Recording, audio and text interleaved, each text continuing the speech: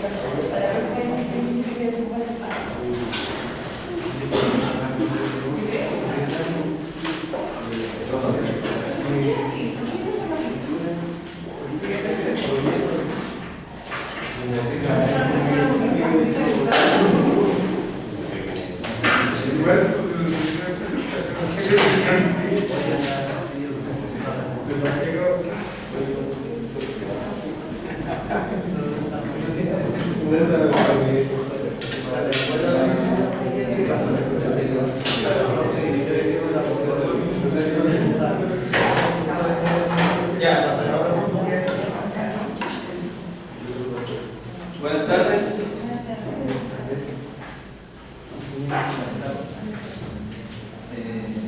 Presento a Ariel Zúñiga, viejo amigo de antiguas batallas, de todo tipo. Los que vieron el Mega y no lo ubicaban, ver su trabajo en internet, básicamente, en blog, polemista y activista.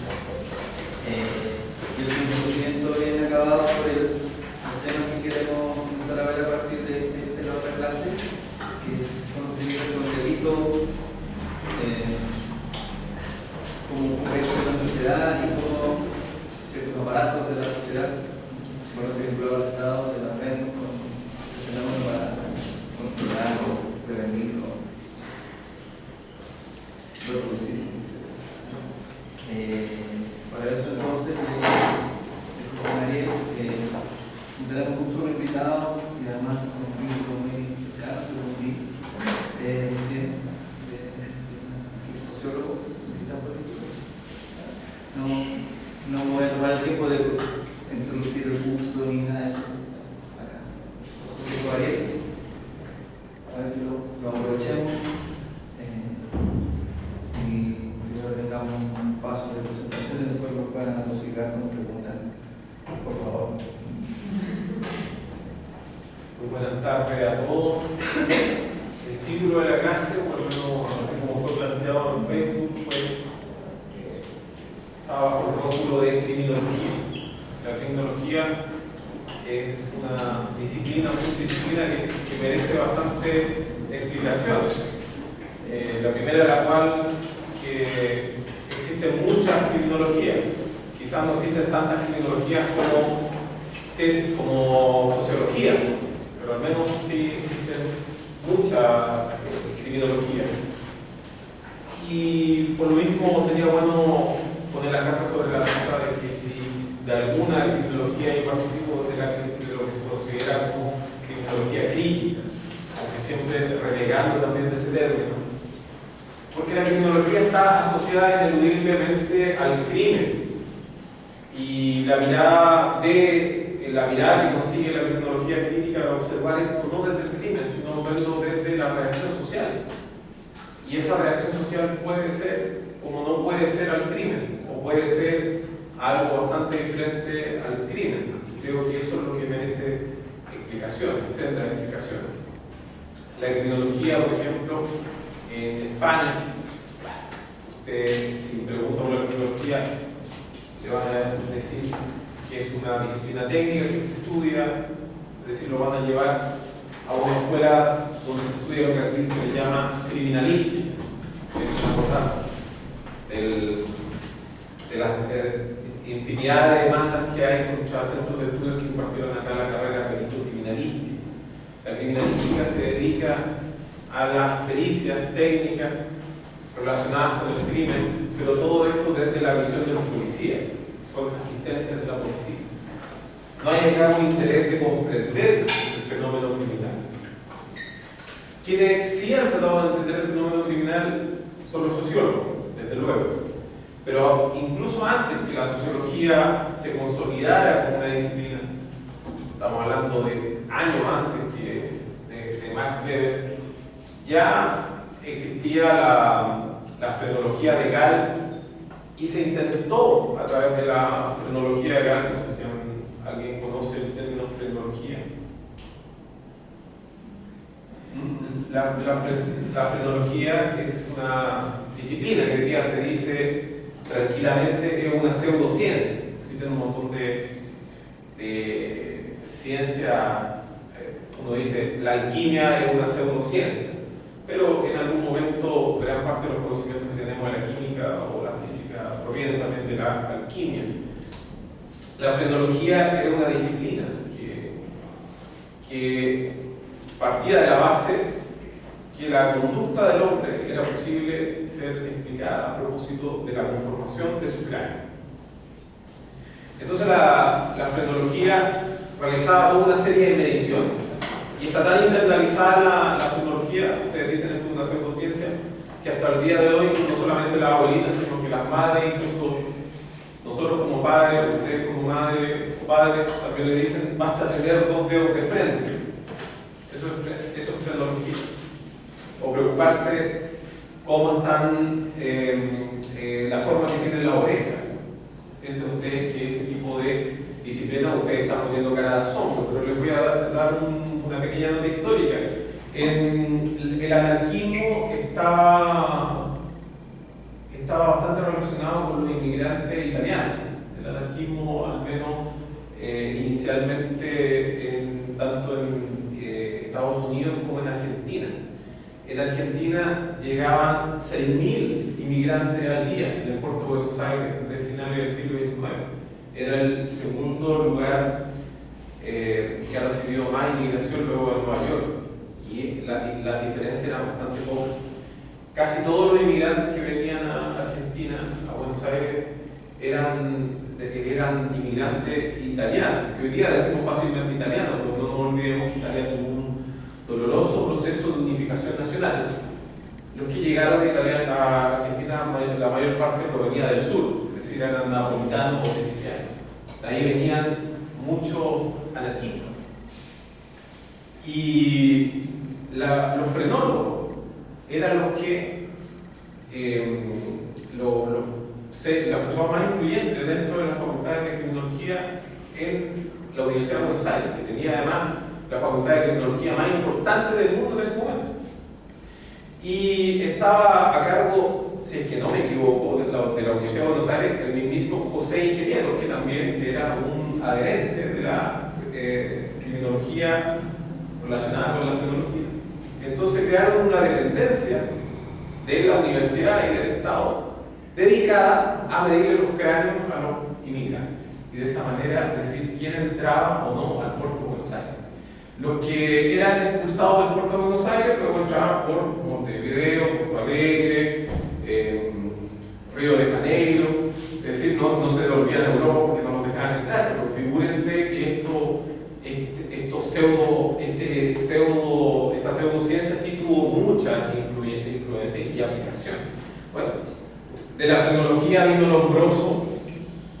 Lombroso fue el que adaptó la frenología al pensamiento criminológico y de ahí lo que les estoy contando de Argentina, y ustedes están pensando esto es como que les estoy contando el guión de una ucronía, esto es como estar hablando del proyecto 5 de Baradit, algo así, pero esto ocurrió y no ocurrió hace muy poco tiempo. Espero que algún día se reconozca que, por ejemplo, la teoría de las ventanas rotas es una pseudociencia, que algún día la gente diga cómodamente que William Bratton era un estúpido, al igual como lo era Carlos, lo era Lombroso, y que el problema era que no teníamos los elementos de juicio, o no teníamos la tranquilidad política, o no existía la honestidad intelectual, o no existía la objetividad o la calidad suficiente dentro de los departamentos de derecho como para poder decirlo. Pero sin embargo, hace menos de una semana arribó el subsecretario de Prevención del Delito y Rodrigo Kinspeter, provenientes de Estados Unidos, y volvieron a tener una reunión con las personas que están dedicadas a la teoría de las ventanas rotas. De la teoría de las ventanas rotas proviene toda la doctrina de la seguridad ciudadana que conocemos hasta el día de hoy. Toda. Y les voy a explicar cómo se llegó a la teoría de las ventanas rotas, porque ustedes me dicen cómo se llega aquí a la conformación del cerebro en una relación con la conducta humana. Bueno, eso se realiza, se llega a propósito de una forma muy típica de investigar en la criminología hasta los años 60 del siglo pasado, que es investigar a las personas que están presas. Entonces investigamos a los que están presos y asumimos desde ya que esas personas son culpables de los hechos que fueron imputados. Entonces, en vez de haber preguntado cuál sociólogo o asistente social del siglo XX, siglo XXI chileno al que está preso, oiga, ¿y usted por qué está preso? Lo que hicieron fue medirle la cabeza. Bueno, la criminología ha adolecido ese problema históricamente. La teoría de las ventanas rotas se llegó a través del siguiente estudio que financió el Manhattan Institute. Ellos pusieron un vehículo top de línea, lo pusieron en Harlem, en Nueva York, un pueblo que había decaído, un lugar de Nueva York que estaba en una situación de desamparo. Dejaron el vehículo estacionado. Al otro día fueron a buscar el vehículo. ¿Qué se van a estar ocupando de muestras de control y cosas por el estilo? Ni nada. Estoy hablando tal cual fue el experimento que se hizo. Fueron a buscar al otro día el vehículo estaba intacto. Entonces al día siguiente se le ocurrió dejar el mismo vehículo pero con una ventana rota. Al otro día volvieron y le habían robado el equipo de agua y le habían robado unas cosas dentro del vehículo. Entonces concluyeron mágicamente de que si el vehículo se encuentra descuidado, eso quiere decir que está más propenso a recibir un atentado a que se esté intacto.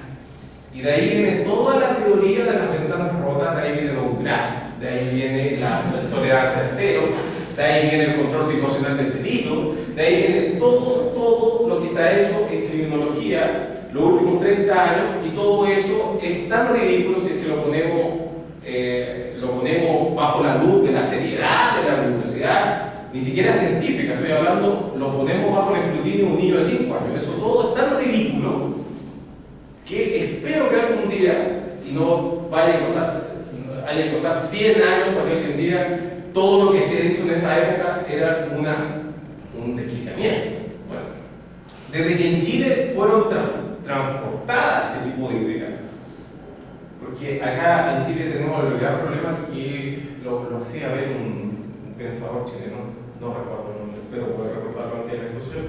Decía, acá en Chile tenemos el gran problema que un día arriba una idea del aeropuerto de Guadalajara, que aquí la idea no surge, no son construidas por los chilenos, sino que un día de repente llegó alguien que tenía una idea y llega al aeropuerto de Guadalajara y con eso ya llegó la idea a Chile. Bueno, un día alguien trajo esa idea y lamentablemente nosotros sabemos fecha y hora, que esto fue a propósito del secuestro de Cristian Edwards. Entonces llega la doctrina de la seguridad ciudadana, sabemos perfectamente cuándo fue, con la Fundación Paz Ciudadana, que empezó una campaña publicitaria antes de que hicieran estudio algo, para darle nada más que una guinda o una perla.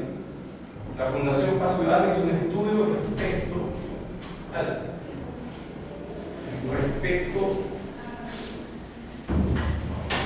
al maltrato infantil que habían sufrido los militares. Nuevamente tenemos el mismo problema de investigar a los que están presos. Y a eso le hacemos un cuestionario. Entonces le preguntaron si ellos habían recibido abuso físico. Bueno, resultado, el 60% de las personas que estaban condenadas en un recinto penitenciario en Chile había sido objeto de maltrato infantil. Bueno, esto lo publicaron no solamente editorial del Mercurio, cuerpo C del Mercurio dedicado, cuerpo D del Mercurio, faltó que el arte y letra y propiedad del Mercurio estuviera dedicado al gran hallazgo científico que había llegado a Paz Ciudadana. Una semana después se publica el estudio de UNICEF sobre Chile que concluía que el 75% de los chilenos había sufrido maltrato físico en su vida. Conclusión, si uno pone los dos datos uno frente al otro, concluye forzosamente de que es bueno que a los niños los golpeen porque de esa manera no reduce el riesgo de caer preso. Esa es la conclusión científica.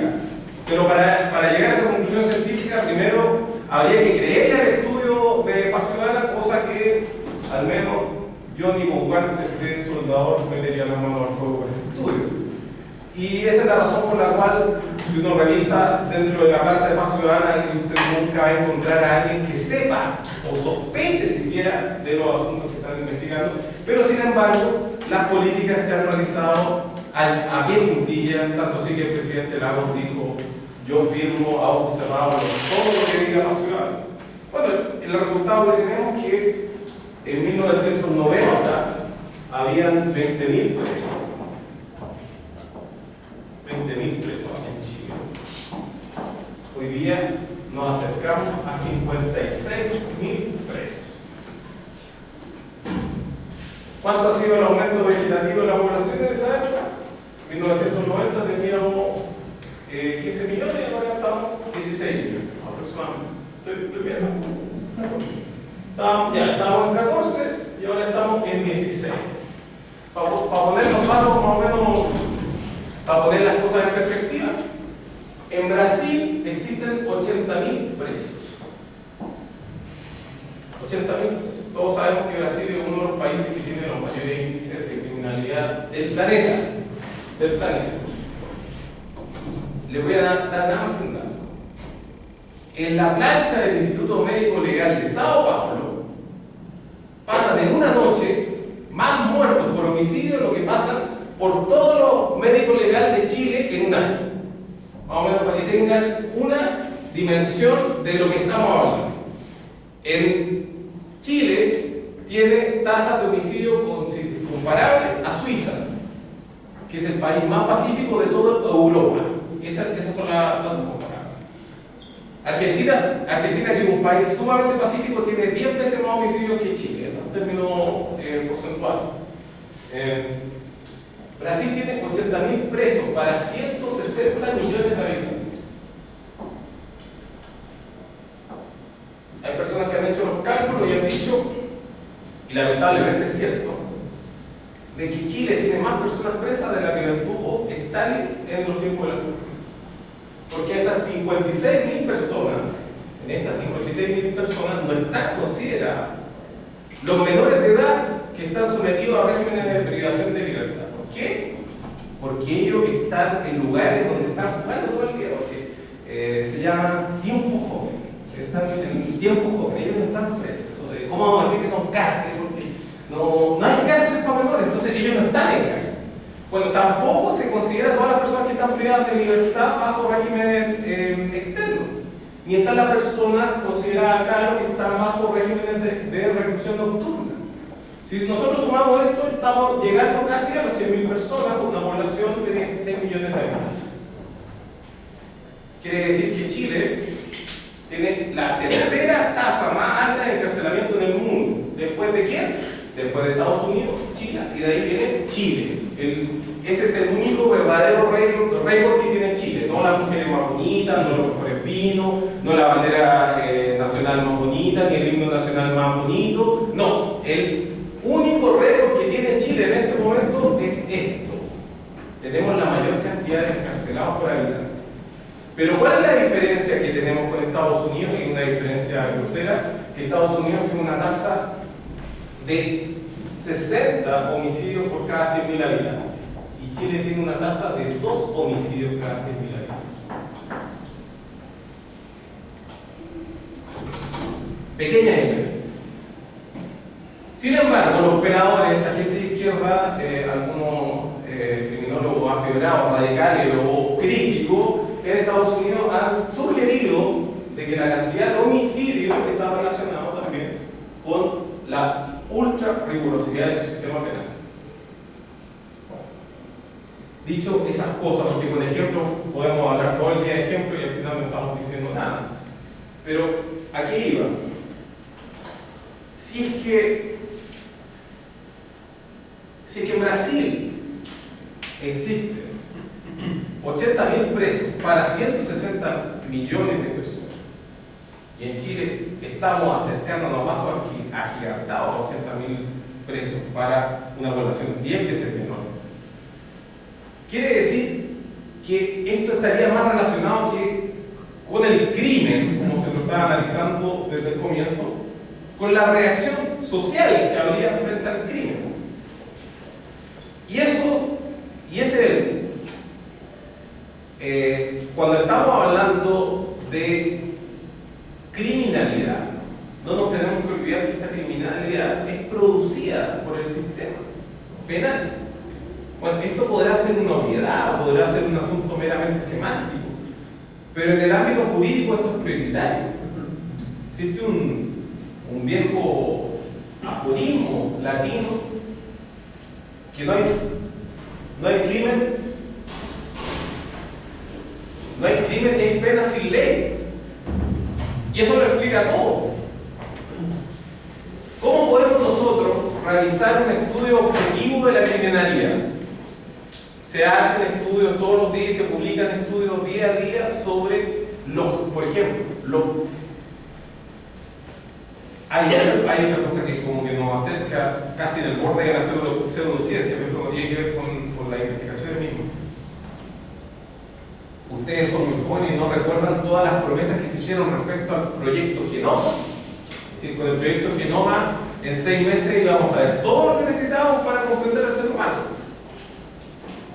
El resultado es que del proyecto Genoma lo que hemos acumulado son frustraciones, al que se hizo muchas expectativas, pero el resto de lo que hemos acumulado son toneladas y millones que se han gastado en investigaciones que no han llevado a ninguna parte, en su gran mayoría. Una de ellas son esas investigaciones que se han hecho para indagar sobre los genes que inciden en la criminalidad. Bueno, en Malasia es crimen masticar chicle. En Chile es crimen, por ejemplo, hasta que alguien me demuestre lo contrario y no haya sentencia, vamos a decir que es crimen decirse anarquista o alardear mucho sobre que uno es mapuche y quiere recuperar las tierras. También es crimen en Chile el juntar en la casa extintores, juntar algunos elementos que podrían significar a lo mejor la sospecha de que se pueda realizar algún tipo de atentado. Hay personas en este momento en Chile que están condenadas por tener botellas de pisco, caca de gato, acerrín y unos cuantos poleras viejas. ¿Por qué? Producción de artefactos incendiarios. Bueno, y en Cuba hay personas que están presas por putear a Fidel Castro. Entonces me pregunto si es que habrá un gen que esté dedicado a procesar cada una de esas conductas. Es decir, acumular caca de gato, acumular acerrín, acumular extintores, putear a Fidel, mascar chicle. ¿Habrá un gen que esté dedicado a todo eso? No, no lo existe. Entonces, desde luego que no puede existir. Ahí nos damos cuenta de un asunto que ya ni siquiera no podría justificarse una investigación científica cuando el asunto ya está zanjado por la lógica más elemental y no resistiría el escrutinio de un niño de 4 años. ¿Cómo va a haber un gen de la delincuencia?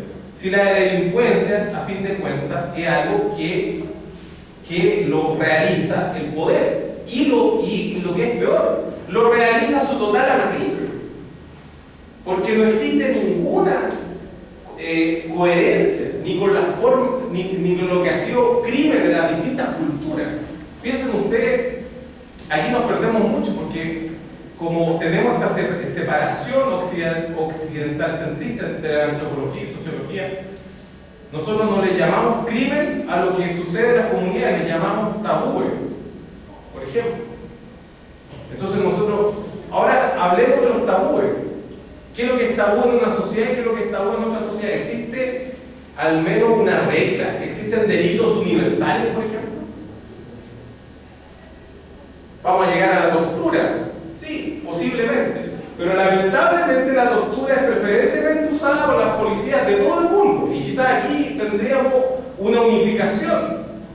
Y sería políticamente incorrecto hacer un programa de investigación para dilucidar cuáles son las personas que gozan con la tortura. Claro, a lo mejor sería brillante para seleccionar el personal en la policía y en los ejércitos. Pero desde luego no nos serviría nada para controlar el crimen, porque lo que nos interesa, al menos desde el sistema, es reprimir el delito. Y luego tenemos otro problema. Y por esa razón la criminología surge en las escuelas de Derecho y no surge en las escuelas de Sociología. Porque desde la Sociología se ve esto, no voy a decir que lo vean demasiado abstracto, porque la abstracción no es mala. El problema es lo que he dicho en reiteradas oportunidades, es el desconocimiento que existe de la sociología sobre el derecho y que es proporcional a lo que la sociología alardea sobre lo que sabe del derecho. Están en proporción directa. La sociología, cada vez que habla del derecho, está hablando de algo que es estático. Y dependiendo del sociólogo, el sociólogo elige arbitrariamente si es que está hablando del texto legal o si está hablando de las resoluciones de los tribunales o si está hablando de una mezcla de ambos. Y a veces, si es que son muy críticos, el sociólogo va a estar hablando de un derecho material, un derecho que sería el resultante de estas prácticas. Pero por lo general desde la sociología se habla del derecho sin hacer estas precisiones, estas distinciones. Entonces, en cambio de los abogados, se ve el panorama un poquito más claro que eso. Desde el abogado queda muy claro de que el derecho depende del arbitrio de muchos seres y que el rol de los jueces es muy parecido al de los cónsules romanos: hacer esto o esto, esto o esto, y luego se dedica a justificar aquello que ha decidido. La decisión no existe acá. Siempre he querido relacionar la manera en que se confecciona una investigación policial, una investigación jurisdiccional, cómo se realiza una investigación científica, entre comillas, si me permiten, en ciencias sociales. Exactamente. Todo aquel que investiga en ciencias sociales tiene una idea más o menos de lo que está investigando. Incluso en la mayoría de los casos ya tiene la conclusión.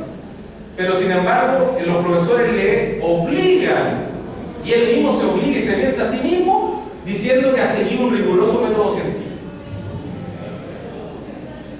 Que ha comenzado con la ideación de un proyecto, de que este proyecto es innovador. Todo eso es falso. Eso no ocurre. Todo el mundo que ha hecho una investigación sabe que eso es mentira.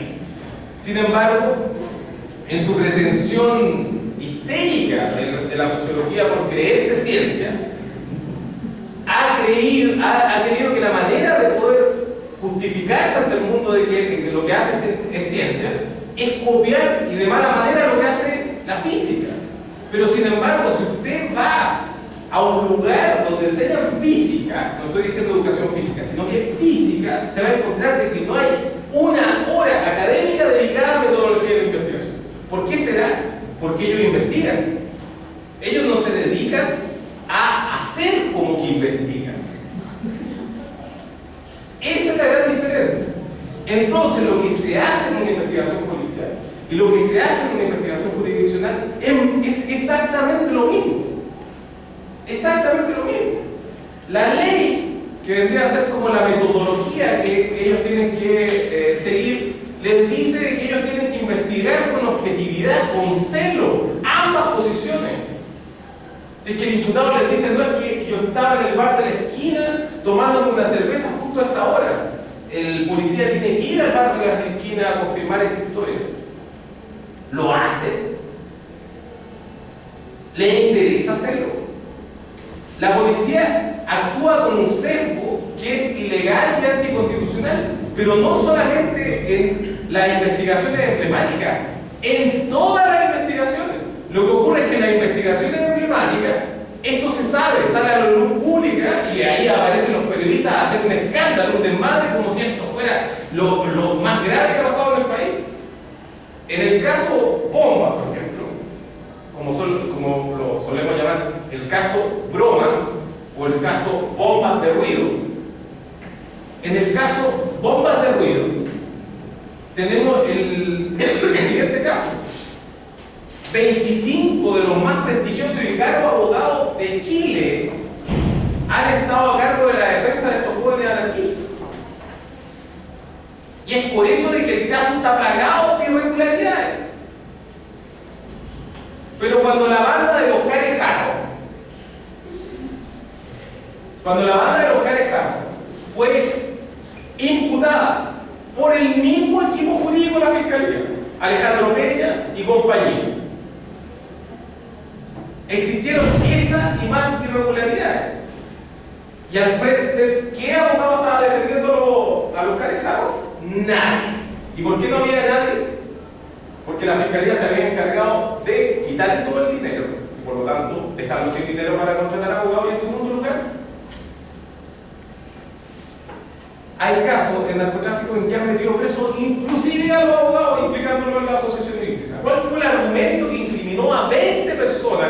Porque nosotros decimos Carejaros, porque se les puso un sobrenombre. Es decir, esto ya es el colmo. Bueno, la evidencia presentada por el fiscal Alejandro Peña, simulación, yo Alejandro Peña,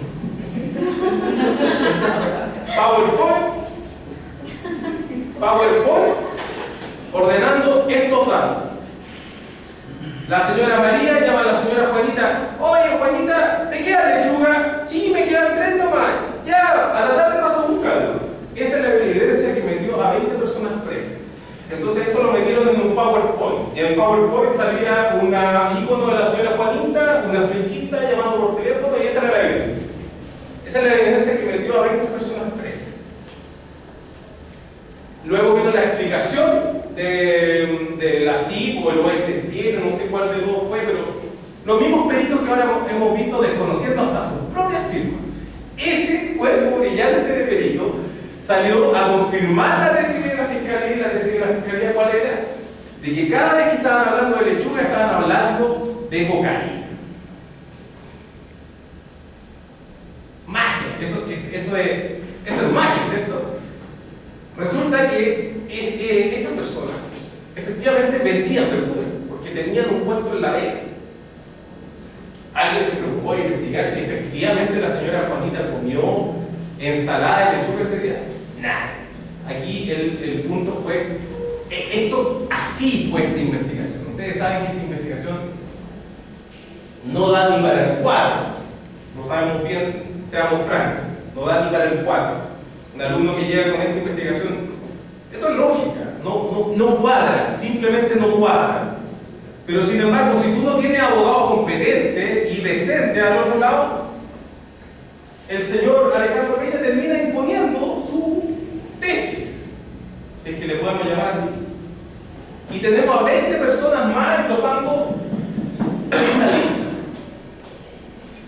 Entonces luego, desde la sociología hablamos de la criminalidad, o le encontramos un neologismo mejor para hablar de lo mismo, criminalidad. ¿Y qué sería la criminalidad? Este grupo.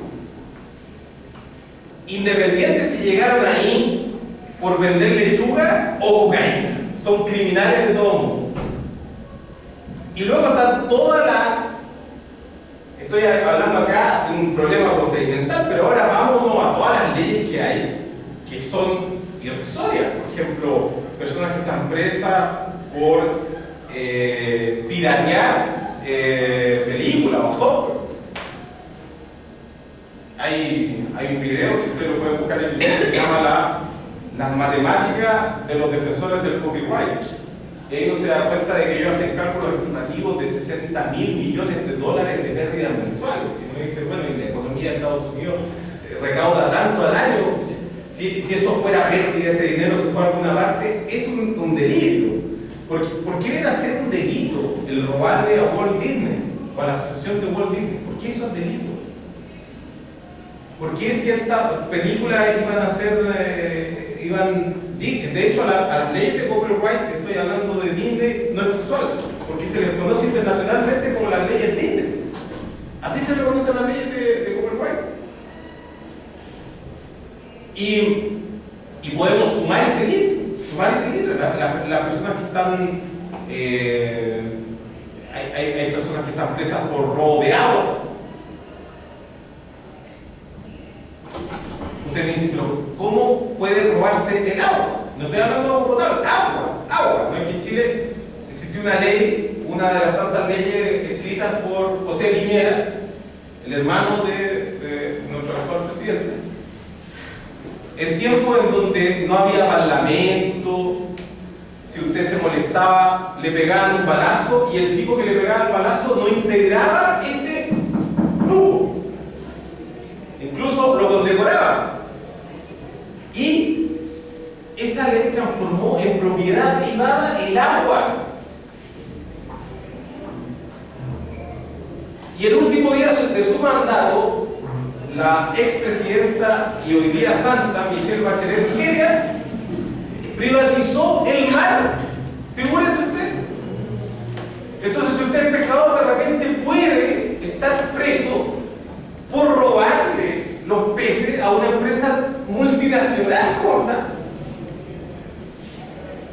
habiendo una ley que es tan vieja como el Imperio Español, que les daba a los pescadores en la merced para que ellos ejercieran sus labores de pesca en las costas.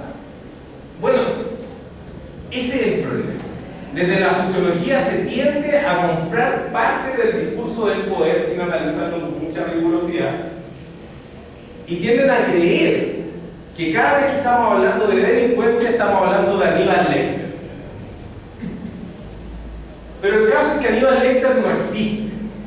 No existe. Los psicópatas en serie no existen. No existen. No tienen ninguna, ni menos en la criminalidad. Piensen ustedes que el único caso en Chile en que se ha hablado de psicopatía es el del mal llamado psicópata de alto juicio. Pero un juicio que también quedó, por favor, revisen cómo fue ese juicio y las cosas que se alegaron, es decir, que la fiscalía siguió las tesis alternativas, no lo hizo. No existe ningún caso emblemático desde que hay reforma procesal penal en que la fiscalía no haya incurrido en grosera errores de procedimiento. Sin embargo, esas personas están presas, como se diría, con un martillazo puesto. No tienen ninguna manera de salir de las cárceles. Y todas esas personas son delincuentes, y luego nosotros analizamos a esas personas y decimos los criminales son de esta manera. Bueno, si buscamos un rasgo común de las personas que están presas, nos vamos a encontrar con uno solo: la pobreza. No hay mucho. No hay mucho. Y esto lo suelo decir, esto va más allá de lo que haya hecho el ex senador Jorge Lavandero. Va más allá. El único personaje con dinero e influencia que ha estado preso desde que existe la reforma procesal penal, condenado, es Jorge Lavandero. No existe otro. Usted me va a decir René Alinco, no, eso fue, digamos, una jugarreta, porque eso fue todo, incluso existe una palabra para eso, le dicen chicha. Hasta este señorito, ¿cómo se llama? Maquena, que aparece en la televisión, hasta él estuvo preso por chicha. Eso es algo, eso ha sido transversal en los 80. Ese no es el problema. Estoy hablando de crímenes. No existe. El único que ha tenido dinero para costearse abogados caros y ha estado preso, que sea un día en este país, desde que rige la gloriosa reforma procesal penal, que todos, a lo mejor ustedes saben, no lo conocen, pero que comenzó acá, en esta región, es Jorge Lavandero. No hay otro caso. No hay otro caso. Así que si usted algún día viene el fiscal a venderle pescado con los ojos vidrioso y pestilente, y le viene a decir de que la Fiscalía es un órgano independiente y que todos están mirados, que todos son considerados por la ley de la misma manera, ustedes háganle saber ese dato. Eso es falso. ¿Cómo es posible que solamente los pobres cometan delitos? ¿Cómo es posible que solamente los pobres maten? ¿Cómo solamente los pobres desean lo ajeno? ¿Cómo es posible eso? Y de hecho, ¿en qué sociedad, aparte de Chile, pasa esto? Porque en Estados Unidos estamos hablando de que nos ganan en cantidad de gente presa. Pero hay tipos que eran ejecutivos que ganaban 2 o 3 millones de dólares al año y hoy día están presos, condenados a 20 años. ¿Conocen algún caso parecido acá en Chile? Pero parecido. Me basta que me digan que estuvo preso de un día para otro. ¿Recuerdan el caso del tipo con un Mercedes-Benz que atropelló un carabinero en una marcha hace 6 meses atrás, si no me equivoco? Lo controlaron, él estaba molesto porque los carabineros tenían puesto un desvío porque había una marcha estudiantil. Entonces no encontró nada mejor que acelerar su Mercedes-Benz 4x4 y pasar por encima de un carabinero. ¿Cómo se llama eso? ¿Cómo se llama eso? Asesinato frustrado. Si un carabinero, estamos hablando de maltrato de obra a carabineros con resultado de muerte en grado de frustrado. 20 años y un día. ¿Cuánto tiempo estuvo retenido? Porque en este caso se preocuparon todos de decir que él no estuvo preso, estuvo retenido. Y fue porque compareció voluntariamente al cuartel policial. Estuvo retenido lo que se demoró llegar su abogado considerando el taco que había esa hora. Eso fue como 45 minutos. Y este caballero salió de la comisaría tratando mal a los periodistas que estaban cubriendo la historia. Entonces díganme si cuando estamos hablando de criminalidad estamos hablando de las personas que, como dirían algunos desde la simplificación teórica, aquellos que se desviaron, tuvieron una desviación social. Esa desviación social podríamos decir que se desviaron de las normas heterónomas, es decir, las normas impuestas por la fuerza, o de las normas autónomas también puede ser. Esa desviación también se puede producir de las normas morales. Caradima. Una persona se puede desviar, pero los que están presos acá están por desviarse de la norma. Para poder hacer ese juicio respecto a que si la criminalidad, al menos la criminalidad que conocemos, está relacionada con la desviación, primero tendríamos que tener juicios justos. En primer lugar. Y si tenemos un sistema tan hiper riguroso como el que tenemos, que sin necesidad que haya homicidio tenemos a medio Chile preso, imagínense si el sistema se aplicara con cero a todos los habitantes de Chile, por igual. ¿Cuántos presos más tendrían? Es decir, el mismo sistema injusto, pero ya llevado a la justicia de aplicarlo a todos por igual. Bueno, acá nos enfrentamos con quizás lo estoy dejando con más preguntas y reflexiones, quizás esa es la intención inicial para que ustedes puedan decirnos más o menos qué se les viene a la cabeza cuando estamos hablando de estas cosas. Porque cuando hablamos de tecnología estamos hablando de personas que están presas y asumimos de que esas personas están presas por las razones correctas. Según las cifras de la Defensoría Nacional Pública, un 30% del país ha pasado por el sistema. Ha sido, como se llama desde la criminología crítica, criminalizado. O como se ha dicho por algunos sociólogos, ha sido institucionalizado. Un 30% de la población del país. nos vamos a otra verdad en este asunto y que les va a resultar incómoda a alguna de las presentes. Los delitos son al parecer, según lo que nos dice la cita, los delitos son actos que realizan los hombres, pobres y jóvenes, porque las mujeres no están presas. No hay mujeres presas. Usted me va a decir, sí hay mujeres presas, hay una cárcel femenina en tal parte. ¿Por qué hay una cárcel femenina en tal parte? Porque las mujeres no están presas.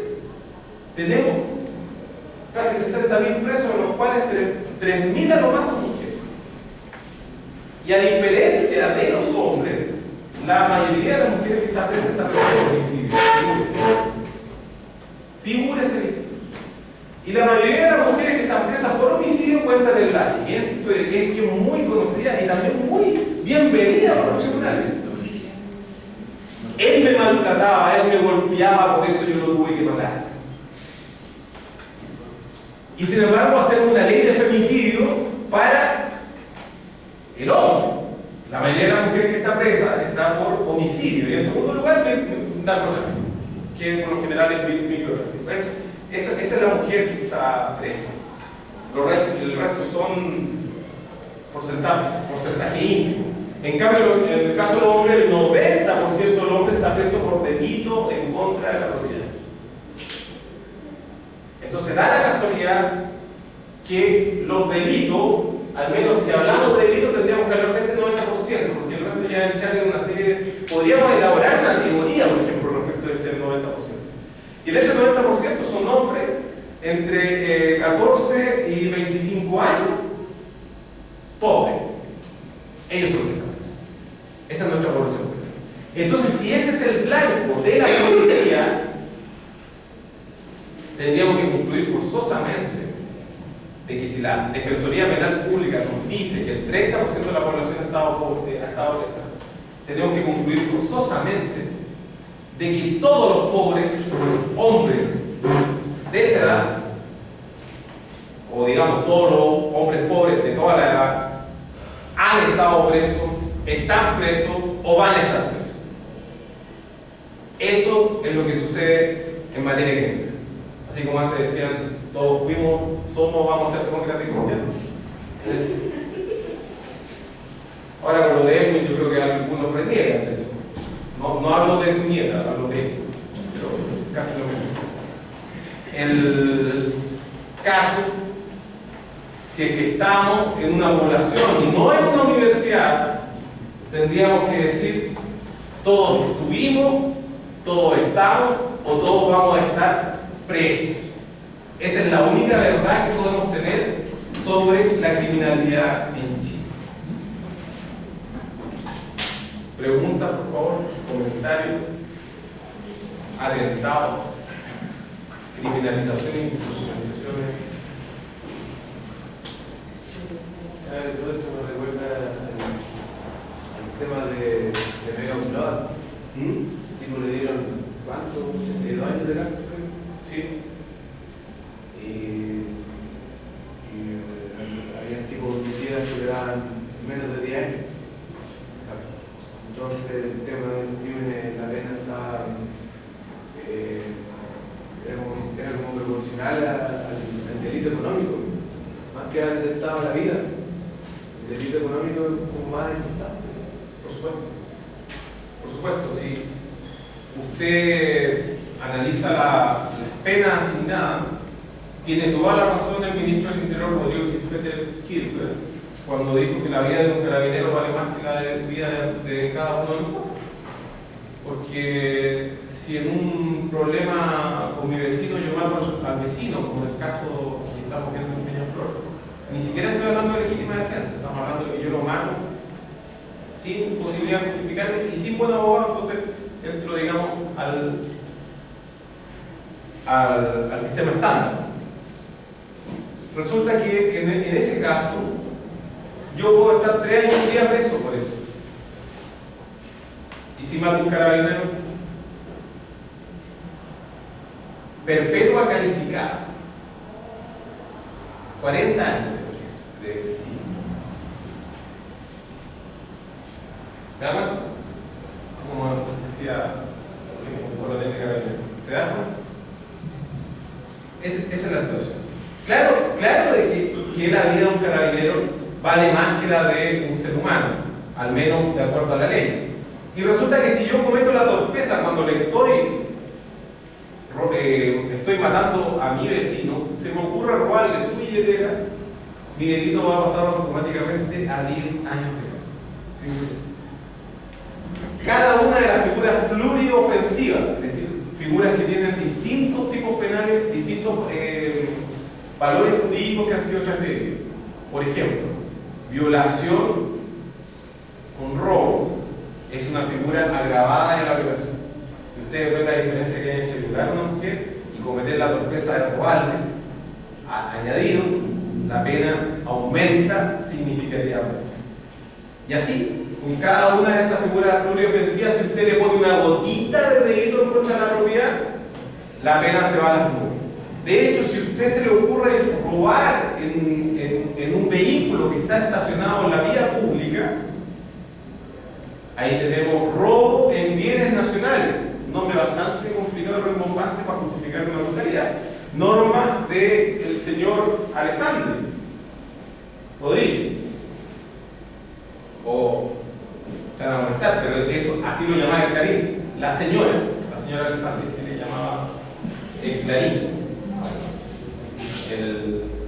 El protegido de la señora era Jaime Guzmán.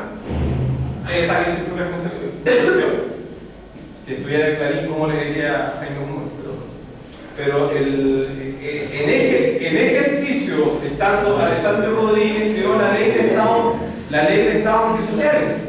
Y la ley de Estados Antisociales criminalizó el robo de carruajes, vehículos que estuvieran en la vía. Y hasta el dedo de IPG de San Juan. Entonces, si usted le quiebra el vidrio de un vehículo y le saca un espejo o le roba una radio a un vehículo o un parlante taiwanés que cuesta 3 lucas, usted puede recibir la módica suma de 10 años y un día de cárcel. 10 años y un día de cárcel. Para el Bronce, las frases de los fiscales de La Serena justificando que 2 jóvenes estuvieran condenados a 10 años y un día de cárcel por haber coparticipado en el robo de un celular Nokia 100. Eso fue una de las primeras sentencias de la reforma procesal penal.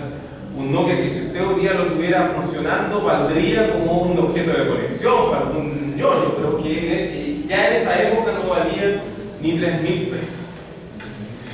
10 años y un día. Y se me olvidó mencionar, si usted se gana la beca presidente de la República y entra a estudiar la carrera más cara, medicina, y lo hace, créame usted que el Estado va a gastar menos en usted de lo que gasta con cualquier preso. Cada preso le significa a Chile 800 lucas mensuales. 800 lucas mensuales por 56.000 y esta otra cifra técnica. Belleza, ¿no?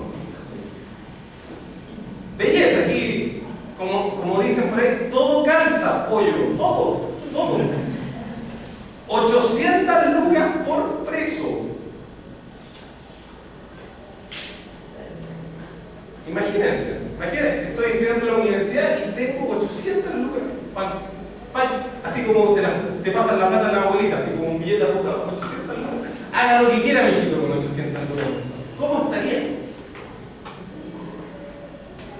Esto se gasta por cada uno de esos presos. Entonces el tipo se roba un celular que cuesta 3 lucas. 3 lucas.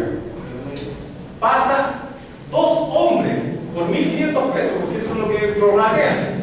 Cada uno por lucas y media gasta 800 lucas mensuales por 10 años. Negocio redondo, dirán ustedes.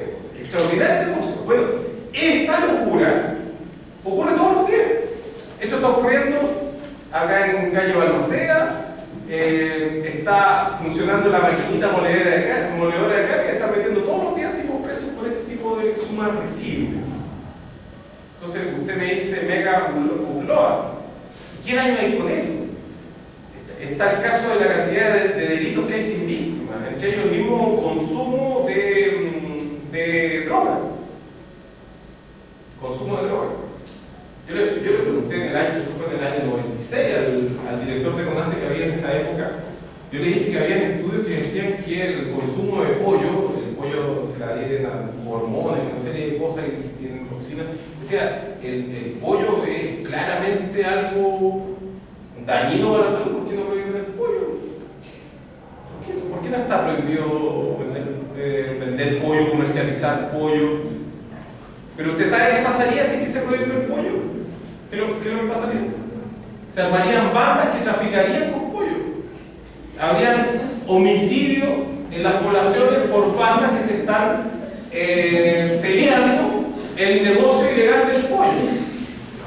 Los pollos se criarían en criaderos ilegales y los pollos contendrían aún más toxinas, serían aún más peligrosos para la salud. Pensemos nada más que la ley de drogas. Y aquí, por favor, un mensaje a todos esos niñitos bien, Revista Cáñamo y compañía, a todos esos pijes. ¿De dónde sacaron que la marihuana tiene que tener un trato diferente al crack? La razón para prohibir la marihuana y el crack es la misma. Es tóxico. Y si vamos a prohibir lo tóxico, ¿por qué no se prohíbe el glucamato de sodio? Que eso sí que es tóxico, y sin embargo se lo echan no solamente a los caldomanes, se lo echan a los helados, se lo echan a todos los alimentos que usted come, le echan glucamato de sodio, a todo. Aumenta el colesterol, produce insulina de dependencia, hipertrofia la próstata, ceguera, producción de hormonas masculinas en mujeres, producción de hormonas femeninas en hombres, ponchera, eyaculación precoz, todo. Y ahí usted tiene, hasta un chicle tiene glucamato de sodio. ¿Y por qué eso no está prohibido? Entonces ahí vemos nuevamente la arbitrariedad del derecho, aquello que se llama la relatividad del derecho. Pero aquí también tenemos la relatividad del derecho llevado a la aplicación misma del derecho. Entonces, ese argumento de tienen que legalizar la marihuana porque es benigna para la salud. Bueno, ciertos robos también son benignos para la salud, pero no necesariamente van a ser legales por eso. Me parece que es un pésimo argumento. El argumento correcto es el contrario. ¿Desde cuándo y por qué alguien tiene la atribución de impedirle que yo me haga daño a mi propia salud? Como decía mi profesor Jorge Mera, de Derecho Penal, decía, porque le llamaba huevitos por lo general decía, estos huevitos en cualquier momento llegan a mi casa a las 6 de la mañana y me obligan a salir a chotar. Uno tiene todo el derecho de hacer con su cuerpo lo que le dé la gana. ¿Por qué tiene que venir alguien a impedirte que tú lo hagas? Fíjese que no hay ninguna norma que impida preparar un suicidio. Y el suicidio, lo único que está penado es el homicidio frustrado, pero nunca se ha castigado a nadie por ese delito. Pero el auxilio al suicidio sí, correctamente. Pero si yo estoy preparando un suicidio, no existe ninguna norma que impida, así que lleguen algo así como un equipo de consejeros técnicos y con una pilar sordo inflable y que empiecen a convencer de que el mundo es maravilloso y me prendan el canal 13 y aparezca la Diana Boloco con el Sergio Lago, te estamos haciendo este programa a ti, porque tú vas a salir de túnel oscuro, que hay más vida que esto. No ocurre eso, ¿por qué? Porque bajo nuestro sistema legal, con todas las imperfectos que tiene, y la norma fue escrita por la norma fundamental, la Constitución fue escrita por el protegido de la señora, por Jaime Guzmán. Ni Jaime Guzmán escribió algún artículo que le impidiera a ellos que yo haga con mi cuerpo lo que me dé la gana. ¿Acaso hay una norma que me impida ir a Bangkok y contraerme la sífilis?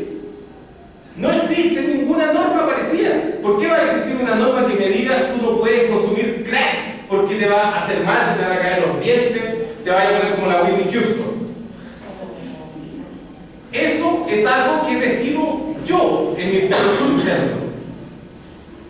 Entonces, así como comemos glutamato de sodio y otras tantas cosas que no hacen mal para la salud, el hecho de decir que la marihuana tiene más propiedades que piñera no nos sirve como argumento para decir que la marihuana debería tener una atención legal preferente a las otras drogas. Porque a fin de cuentas, la marihuana está prohibida no porque no haga mal ni no haga bien. Está prohibida porque a alguien se le ocurrió que estuviera prohibida. Esa es toda la explicación. No hay otra. Es delito porque a algún genio se le ocurrió que estuviera prohibida. Y ahí están todas las teorías, desde la serie hasta están las tesis de Antonio Espotado en su enciclopedia de historia de las drogas, desde su origen de la prohibición, que decía que cuando a Jesucristo le llevaron oro, incienso y mirra, la mirra era nada más y nada menos que hachís, por ejemplo. Hay todo tipo de historias con esto. Y están otros tipos que dicen que se prohibió la marihuana para evitar que se fabricara papel con el cáñamo y de esa manera se distribuyera la idea libre de Estados Unidos. Hay teorías para lo que usted quiera. Pero yo les voy a contar la historia de cómo se prohibió la marihuana en Chile y aún más estúpida, porque por lo general, lamentablemente, la historia es más, existe un rol protagónico en la estupidez que por lo general es desdeñado. Resulta que un hijo de un prestigioso político chileno estaba drogándose en el Parque Cauciño, que ahora se llama Parque O'Higgins. Y como no tenían mucho en serie a mano para drogarse, se le ocurrió drogarse con polvo de extintor. Yo sé que ahora a los extintores le echan soda cáustica, no sé cómo en ese tiempo ellos se drogaban con polvo de extintor. A ese buque le llamaban guarihuari. En Chile hasta esa fecha, 1972, no existía ninguna norma que prohibiera el consumo de ninguna sustancia, ninguna. Cuando fue el tema de Piedra Roja, no lo hicieron tan lejos para fumar marihuana tranquilo, porque se podía fumar marihuana sin problema. La marihuana no estaba prohibida. Bueno, resultó que este hijo de un prestigioso político chileno consumió más marihuana de la cuenta y murió. Murió. Y para que se den cuenta que no solamente la señora Alessandria ha hecho normas estúpidas, Salvador Allende dictó de inmediato la norma que le venía pidiendo hace años que dictara el Consejo de Estado de los Estados Unidos, que era una ley que prohibiera las drogas, la 17.000 y tanto, que fue la que penalizó el uso, el consumo, la plantación y todo el tema de las drogas en Chile. Es decir, si no muere ese joven por el consumo del guarihuari, si es que hubiese tenido un consumo responsable de guarihuari, un consumo no problemático de guarihuari, en este momento, bueno, le echaríamos la culpa a Pinochet de haber dictado esa ley, porque obviamente la habría dictado él asumiendo el poder, pero el caso es que si nos damos cuenta, la historia del derecho penal es una historia de desacierto, y no solamente en los puertos bonaerenses, porque gran parte de las normas que se crearon en Estados Unidos hay toda una historia. Mira, hay una siguiente tesis que dice que llega a ser graciosa la tesis, pero dicen que en Estados Unidos se prohibió el alcohol para desmovilizar a los anarquistas. Eso sí que me parece más lógico que estúpido. Sí, pero sí, lo lleva a sus consecuencias. La norma que creó el crimen organizado de Estados Unidos, que fundó el crimen de Estados Unidos, fue el famoso prohibicionismo al alcohol. Y desde ahí en adelante tenemos otro ciudadano italiano, figúrense, porque los anarquistas de todo eran por lo general italianos, es decir, para evitar que proliferaran los Sacro Vanzetti, aparecieron los Luca Brasi, los Vito Corleone, los Al Capone, figúrense. Bueno, la historia del derecho penal es una historia de desacierto, y cada vez que se involucra el Estado para tratar de regular esta materia, dense cuenta, por favor, que que la mayoría de los casos no hay una racionalidad, o al menos la racionalidad que se está empleando es bastante parcial, se está, como dice Carlos Elber, se está a un precio muy alto, dándole una tranquilidad meramente psicológica a cierto sector de la clase media. ¿Y qué es lo que ocurre con los sistemas penales? Los sistemas penales en general, voy a citar a Zaffaroni, en su tiempo de criminólogo crítico, cuando hizo el prólogo al libro de criminalización, que era un proyecto europeo. Él dijo, esto fue en 1979, nótese la fecha por lo que dice, argentino Zaffaroni, dice, ninguna dictadura tuvo que crear ningún elemento de tortura que no haya creado ya la democracia. Lo único que tuvo que hacer fue dirigirla en contra de otros sujetos. Eso. Lamentablemente, cuando hablamos de la violación a los derechos humanos, en Chile, entre el 73 y el 90, lo que estamos hablando nosotros, fíjense la crueldad de lo que voy a decir, que el derecho penal que se le aplica a los pobres se lo utilizó a personas que no son pobres. Eso fue lo que pasó. Eso fue lo que pasó. Ese es el gran horror de la dictadura. Porque créanme que en fuego cruzado con la policía han muerto más de 3.500 personas, que son las víctimas del informe Rating, desde el año 90 hasta la fecha. Y han estado mucho más presos de lo que estuvieron en Pisagua, en el Adapson. El problema es que se lo aplicó a otro sujeto. Se lo aplicó a otro sujeto. Un sujeto que hasta ese momento era intocable. A un sujeto que solo pisaba la cárcel por chicha y de repente lo metieron preso por político. Pero dentro de las cárceles se lo trató como un preso. ¿Alguien se ha hecho responsable de la cantidad de jóvenes que mueren en las cárceles, en los recintos carcelarios? Ni siquiera hablemos del 81 que todos sabemos que murieron. Pero esos 81 habrían muerto en la normalidad del sistema penal en 3 meses. Ese es nuestro sistema penal. Y esos muertos nadie los reclama, a esos muertos nadie les interesa. Hacemos romería, lloramos, ponemos temas en YouTube dedicados a los muertos de antaño y se nos olvidan casualmente los muertos del día, los tipos que se están muriendo en la cárcel. Cuando queremos tratar este tema, lo queremos tratar desde nuestra posición de duro blanco, utilizando el término blanco en su carga cultural. Queremos atacar el problema como niños blancos, tratando de hablar por ellos, tratando de asistirlo, tratando de que sus cárceles sean más higiénicas, de que sus medios de vida no sean tan desagradables. Esa es la manera que enfocamos este tema. Entonces aquí yo creo que necesariamente urge un cambio de enfoque. Si existiera en este momento algún texto escrito en Chile o por algún chileno que sirva para entender esta materia, yo se lo estaría recomendando. Lamentablemente no existe ninguno, no he leído nada que nos pueda ilustrar lo que está ocurriendo, porque en realidad nadie ha querido entender que esto simplemente es una masacre. Nadie ha querido entender de que esto simplemente es un exterminio. Y que nosotros nos molestan mucho los exterminios de los ONA, nos molestan los exterminios de los patagones, nos molestan los exterminios de los gitanos, homosexuales, judíos de Europa, pero no nos molesta el exterminio de nuestros compatriotas que ocurre por mientras nosotros estamos sentados en una universidad. Quizás el único libro que les podría recomendar es La Guerra y la Paz Ciudadana, del editorial Blom, que fue escrita por periodistas, y cuenta la historia de Paz Ciudadana, y es el único texto en Chile que ha querido tocar este tema.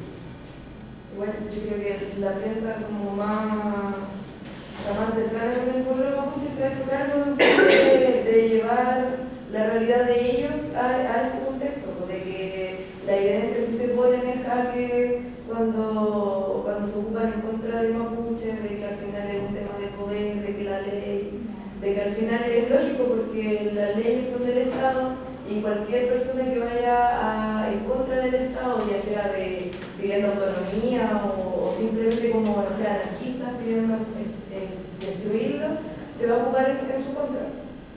Pero yo creo que este tema es mucho menos visible porque la gente ya lo tiene como un discurso. De hecho, yo el año pasado escribí un tema parecido a este, que lo enfocaba desde la ética política, que atentaba pero de forma grosera, porque considero que las leyes claramente están en contra de toda ética. O sea, de lo que se pueda ver, la evidencia que se ocupa para generar precio y para generar culpabilidad está fuera de ética, porque eso no hay una medida, excepto en esos casos. En el caso mapuche, en el caso Oma, pero todos los otros casos quedan como el ceteris paribus, donde está bien lo que se está haciendo. De hecho, si se pueden morir todos los presos, que se mueran porque es menos plata que se gasta para ellos. Igual es un tema de que el discurso que se ha implantado desde, no sé, de Paz Ciudadana, yo creo, hasta ahora el Ginspeter, que la ha hecho pero maravillosamente bonita, es generar ese discurso, porque la gente diga que si entre más muertos por preso, o sea, que más presos se mueran, mejor. Porque la lacra y la ley está bien, entonces al final es un círculo.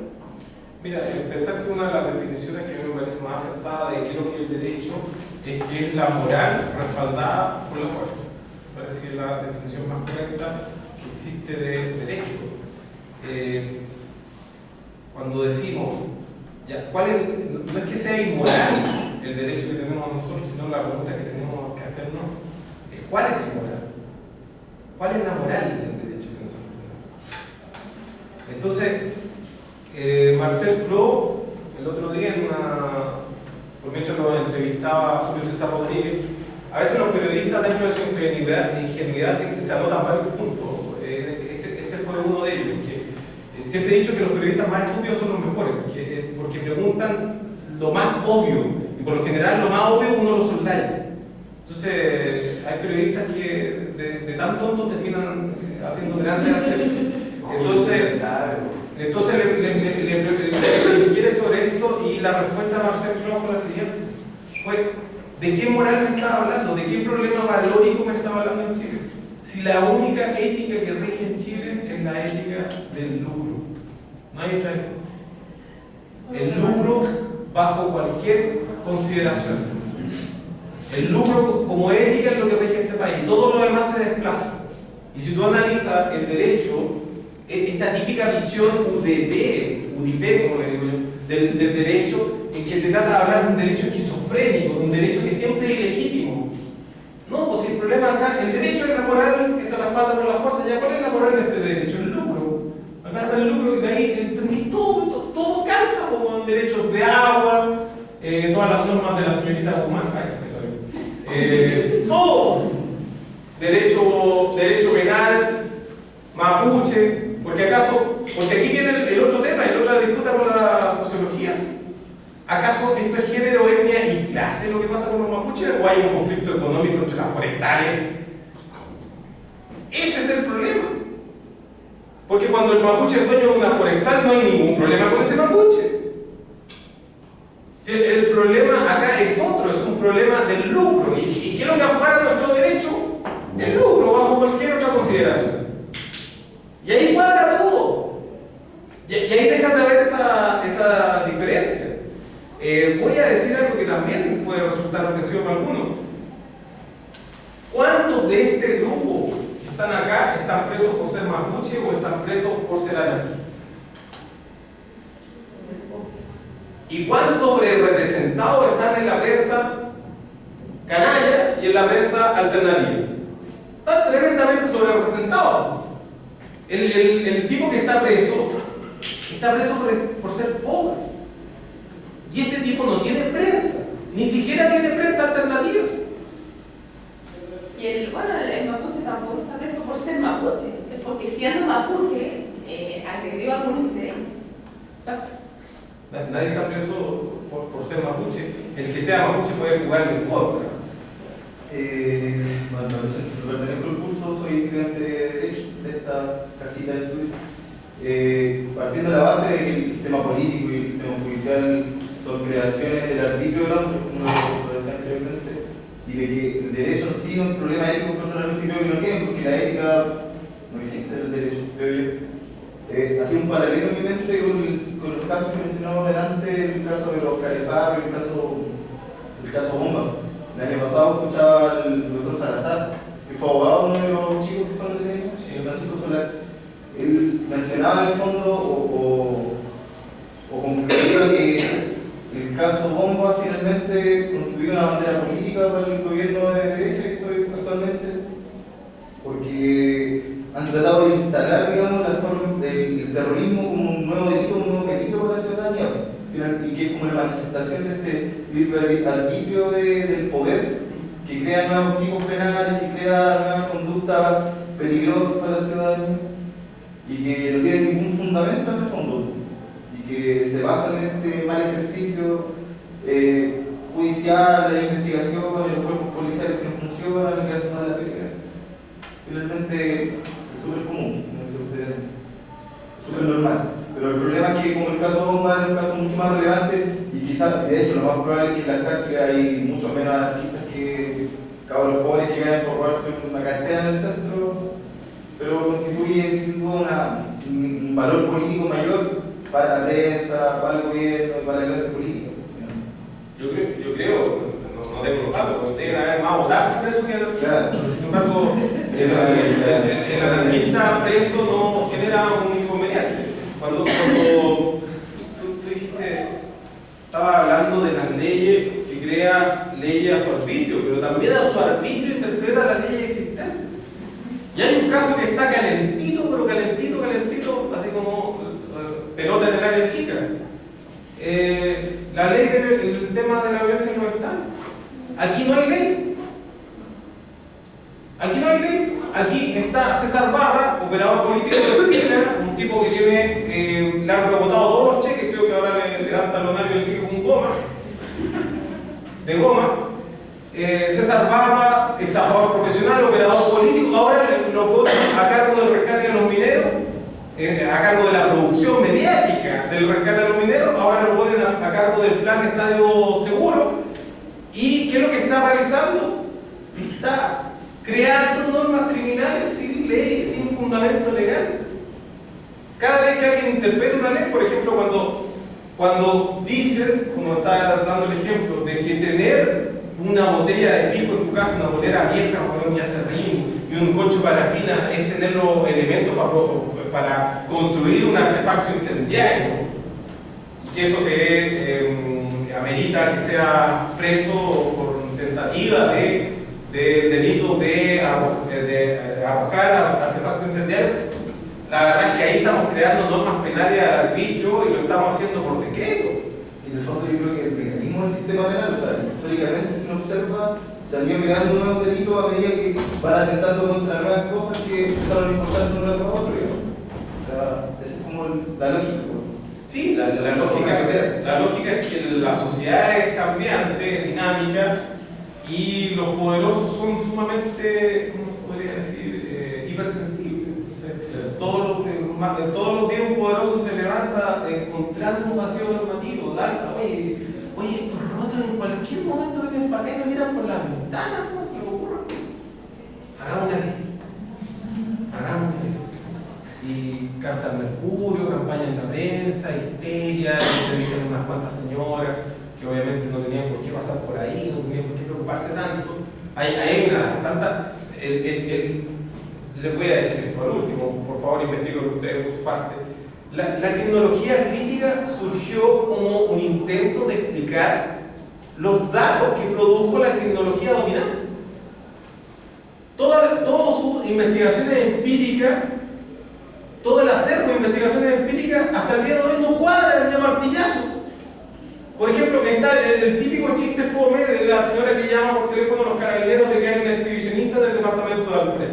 Entonces llega carabinero a la casa de ella y le dice: ¿en qué edificio está? En el de Alfred. Ya, pero de aquí en la ventana no veo ningún exhibicionista, no es que se tiene que subir a abrir el closet. Es un chiste muy fome, pero grafica al dedillo lo que ocurre. Fíjense este dato que ha arrojado dato. Las personas que menos probabilidades tienen de ser víctimas de un atentado son las mujeres mayores de 50 años que viven solas. Son las que tienen menos probabilidades de recibir cualquier tipo de atentado. Y sin embargo, usted le pregunta, es la que tiene más temor a ser víctima de algún atentado, empezando por aquello que ustedes deben estar imaginando. Lamentablemente es así. Y las personas que están más expuestas a recibir atentados son las personas que menos miedo tienen de recibir. ¿Quiénes son los tipos que están, las personas que están más proclives a recibir un atentado grave en su integridad física? Son los hombres, el mismo grupo que está preso. Figúrense. Hombres entre 14 y 25 años. Son los que están más expuestos a ser asaltados, son los que están más expuestos a ser golpeados, son los que están más expuestos a ser violentados en sus derechos más graves. Pregúntenle a un hombre de 14 a 25 años si es que tiene miedo. Entonces, ¿cómo hacemos nosotros política criminal a propósito del miedo que tienen algunos? Si el miedo no tiene ninguna relación con el objetivo. Piensen ustedes que Chile tiene el mayor índice de miedo en América Latina. Y tenemos El Salvador, que tiene el doble de homicidios que tiene Sao Paulo. Tenemos Caracas, que viene en tercer lugar, y tenemos varias ciudades de Colombia que se pelean los títulos. Y en todas esas ciudades tienen los mayores índices de tranquilidad del continente. Y los tipos más asustados son los que están en Chile, que tienen una probabilidad ínfima de morir por un asesinato. Y la mayor cantidad que muere asesinado en cárceles, muere asesinado en... Tenemos que considerar también que muere por violencia policial, lo que se le llama gatillo débil, gatillo fácil, lo que es el fenómeno de gatillo fácil. Ustedes saben que este estudio se hizo en Sao Paulo, no, en Río de Janeiro. Ellos tienen el récord mundial en gatillo fácil. De cada 20 cacheos, de personas que son controladas por la policía, fallecen 12 personas en Río de Janeiro. Si yo le dieron un bono al policía que mata la pena, no aparece. Exactamente, figúrense. Controlan a 20 personas y van a matar a 12. Figúrense ustedes cuando hacen esto de esas campañas de detenciones preventivas y arbitrarias que ejecuta la Policía de Investigaciones de Chile, que en su aire de arribismo ahora se llama PDI, y que arrestan a veces a 30.000 personas en días, como le llaman, emblemáticos, como lo que se hizo en la víspera del 29 de marzo. Imagínense, 30.000 y que se muriera la misma cantidad de personas. Habrían muerto 18.000 chilenos en ese operativo. Bueno, todas esas muertes no son registradas por el sistema, ni son registradas como hechos violentos, ni son registradas como homicidios. También contrastemos las normas que hay sobre criminalidad y las normas de suicidio. Ahí tenemos el caso de el suicidio en Francia. El que escribió el suicidio en Francia. Durkheim. Es un tema pendiente. ¿Qué es lo que pasa con el suicidio en Chile? ¿Por qué razón en Chile hay más suicidios que homicidios? Es un tema digno de atención, es uno de los pocos países en que sucede esto.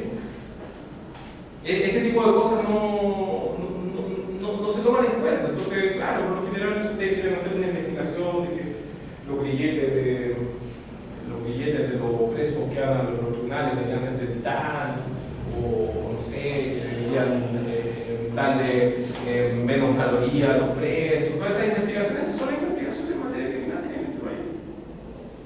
Y los otros son los que se dicen expertos. Son tan expertos como Harald Weyer en educación. Esos tipos que son expertos porque yo soy experto. Yo soy experto, entonces mírenme todo que yo soy experto y me dio pega al ser. No necesito nada más, soy experto en educación. Así mismo los expertos que tenemos en criminalidad en este país. Argó es experto en criminalidad. Bueno, es una historia, como le digo, una comedia de equivocaciones. No sería, si no fuera tan trágica, sería una comedia muy buena. O quizás por el hecho de que sea tan trágica, hace que sea así de tan buena comedia. Una comedia de equivocaciones es lo que sucede. Y yo los quiero llamar nada más que a la atención de la indolencia generalizada que hay de este tema. Y que por favor investiguen, por favor. O sea, tengo una duda. Hasta ahora hemos hablado de las cárceles, ya, de los presos, de sus peleas, de las cosas que pasan dentro de la cárcel y de las normas. Pero ¿qué pasa cuando salen de la cárcel? La reinserción a la vida civil. ¿Existe la reinserción o no? ¿Cómo se da la ley de criminalidad? O sea, ¿cómo se puede insertar un individuo en la sociedad? Desde la sociología tengo entendido que no. La frase cliché, si no me equivoco, es de Elias Neumann, cuando dice querer enseñarle la libertad a una persona en la cárcel es como querer enseñarle a jugar fútbol dentro de un ascensor. Eso es el cliché en esta materia. Las cárceles, nadie está en la cárcel para ser rehabilitado. Partamos. De hecho, lo que digo es desinsertar socialmente al sujeto. Nadie está preso para ser rehabilitado. ¿Cómo creen que las personas que están institucionalizadas en el psiquiátrico lo están para que se normalicen? Nada. Sí, pongo este contraste porque, según mi concepto, las personas que están institucionalizadas en el psiquiátrico están en la misma situación que las personas que están presas, pero por otra institución, otro uniforme. Claro, o sea, por ejemplo, los estudios de Goffman. La delincuencia en las cárceles, o sea, se reproduce el rol social del delincuente. Pero, por ejemplo, tengo entendido que en España hay una cárcel donde los tipos trabajan dentro de la cárcel, ganan dinero y ese dinero va a una cuenta de ahorro que llega a las familias de ellos. Aunque no lo crean, también hay una acá en la Araucanía, si no me equivoco, en Cun, ya, que es una cárcel moderna que también funciona como cárcel. Tengo Y entendido es que Vilcún, creo, y que es la única cárcel en Chile que tiene un modelo exitoso de rehabilitación, pero tiene como un cupo alguna. claro, No sé, pero claro, tenemos un modelo de rehabilitación bueno. sí.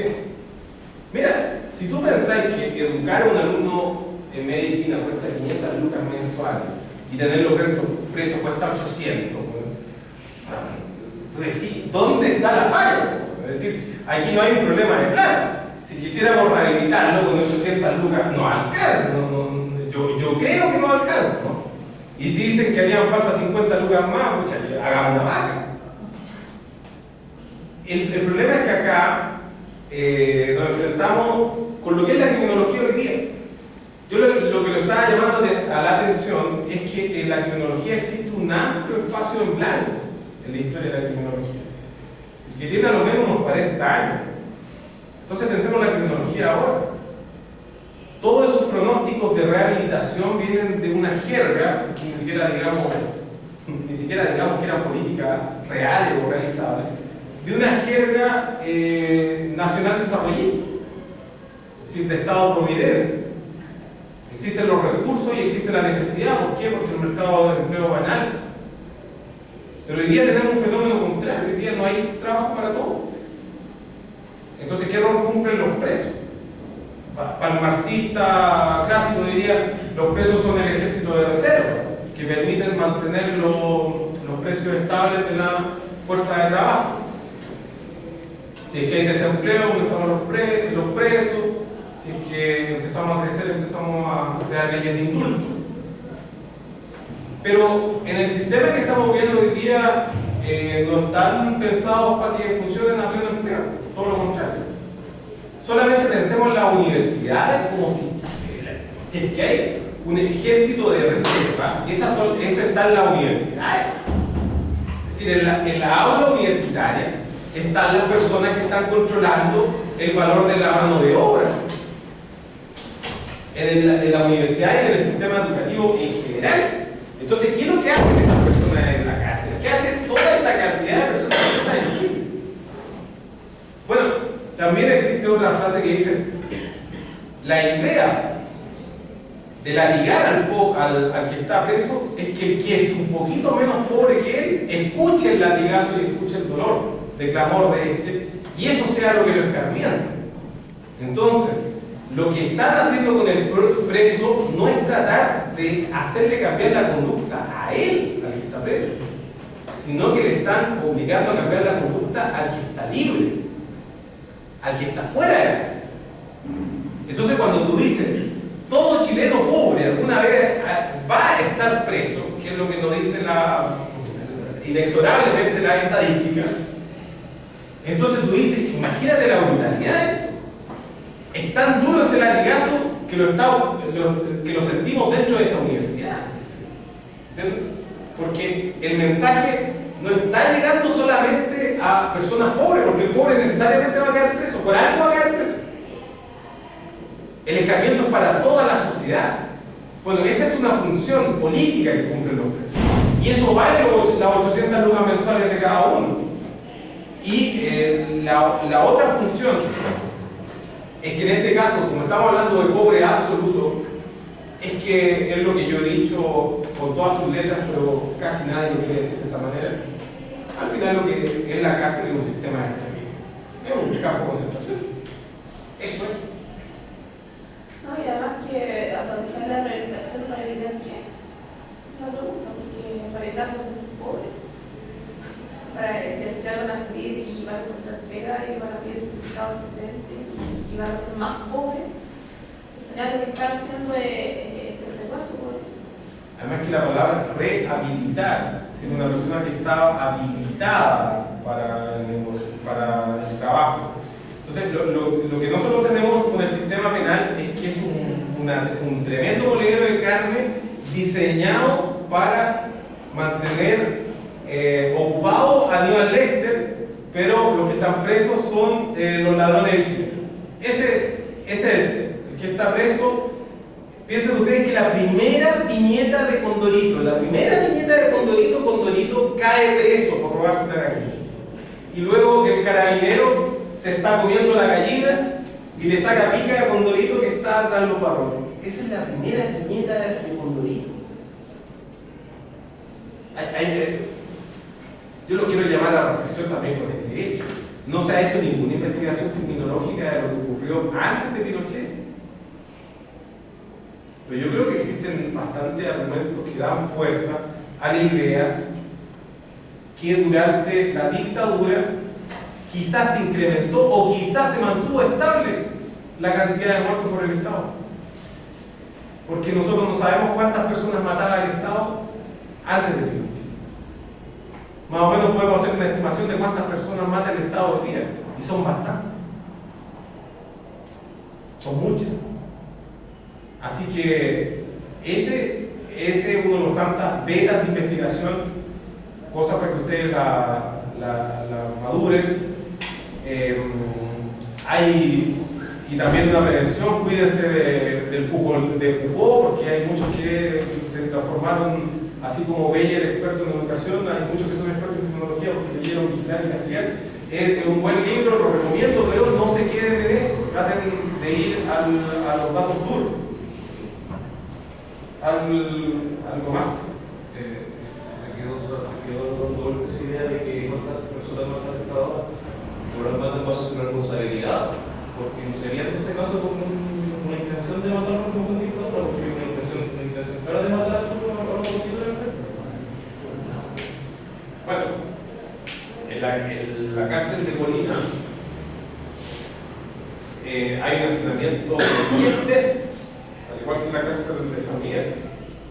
En la cárcel de Colina se han sabido cosas tan bellas como que los gendarmes organizan peleas entre presos y apuestas.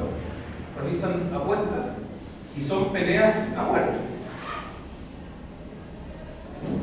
Si tú creas todas estas condiciones para el exterminio, porque aquí es casi llegar a la lógica de que no, Hitler no tenía ninguna intención que los judíos se murieran.